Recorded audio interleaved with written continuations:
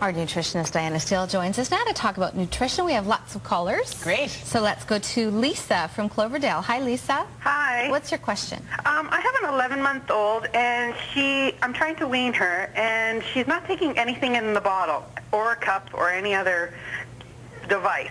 I'm just wondering how much fluid do they actually need? She has a pretty good diet, but I'm just wondering how much liquid should she be getting?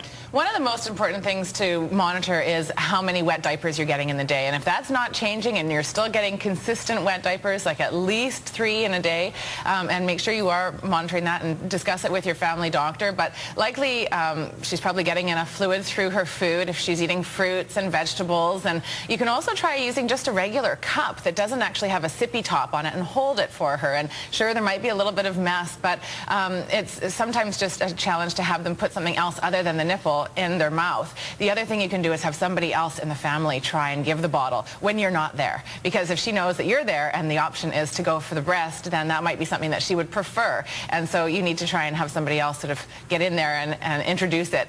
And yeah, liquidy foods. So try soups and try liquidy puddings and fruit with their juices and other ways, maybe even giving water or juice on a spoon, and formula if you're using that, or expressed breast milk on a spoon. Just all kinds of different ways to get more fluid in there. If you can do even a teaspoon every hour, you're doing a good job. So keep working at it, and That's you know persistence. it's persistence. Yeah. Okay.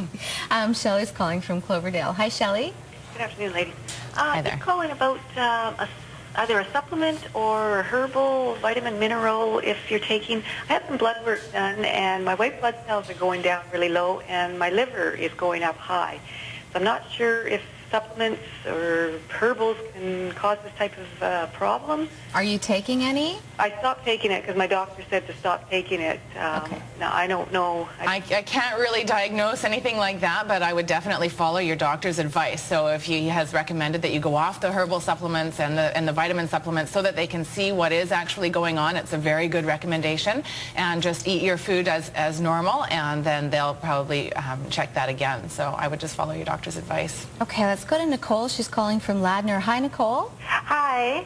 I have a 10-month-old who has a very good diet, but she likes her dairy a lot, especially yogurt.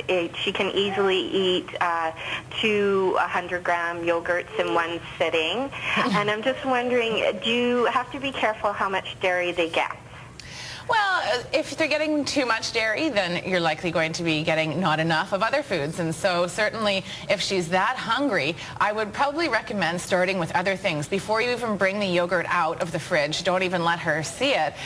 Introduce your fruits and vegetables and maybe some small pieces of protein in there, and allow the finger food to happen first, and then do the yogurt maybe as part of the dessert. Yogurt is still a very healthy food, but you just want to make sure that you're getting a variety of all the nutrients. There isn't iron in your yogurt, and there's no vitamin C and other nutrients that you get from your fruits and vegetables and your other protein foods from the meats and alternatives. So still go for variety, have some grain products in there as well, the whole grains, and yeah.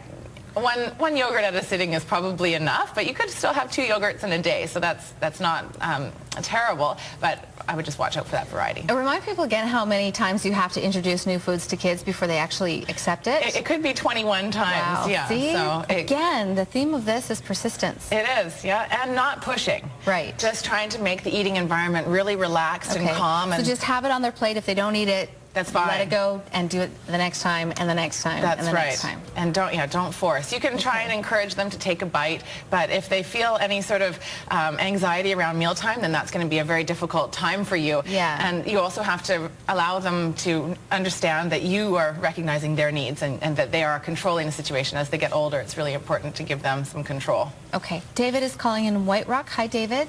Hello. What's your question? My question is, milk says 1 cup is 45% of your daily intake of vitamin D. How many international units do you need, and how many in that 45%? Great. Well, that recommendation is based on a 2,000 calorie diet, and it's about 200 international units. But if you're over the age of 50, you actually need 400 international units. So what you would need to do is take an additional vitamin D supplement on a daily basis. So you probably only get about 100 international units in a cup of milk. So if you're over the age of 50, you probably won't be drinking 4 cups of milk, so take that extra vitamin D, either in a multivitamin or as a vitamin D supplement on its own. Okay, I think we have time for Robert from Sechelt. Hi, Robert. Hello. Hi, what's your question for Diana? A friend of mine made some granola about a year ago, and it didn't have any oats in it. And I have no idea what the supplement was that she put in it, but it tasted amazing, and I was just wondering how can I have granola without any oats in it? That's a good, that might stump you. Yeah, that might. You've never been stumped. Sure, any kind of grain that you use in a granola, if it's cooked, you could use barley, you could use something like wheat germ, or something else that's going to give it bulk. I'm not thinking flour because it's going to be cakey. Is muesli cooked though? It's not. Muesli still has oats in it. Okay. Yeah, so that's still a base of oats. Is there something a flattened grain? I don't know. You'd have to investigate some. You could just do something like a mixed nuts and seeds and dried fruit without actually having the oats in it. And all that kind of stuff. Sure, That would be and flax good. meal, but flour is going to be a bit cakey. Oh, good for you, Robert. You stumped her. All right, we're out of time, unfortunately. But if you have any more questions for Diana, here's how you can reach her. Eating for Energy, 604-739-3290, or her website, www.eatingforenergy.com.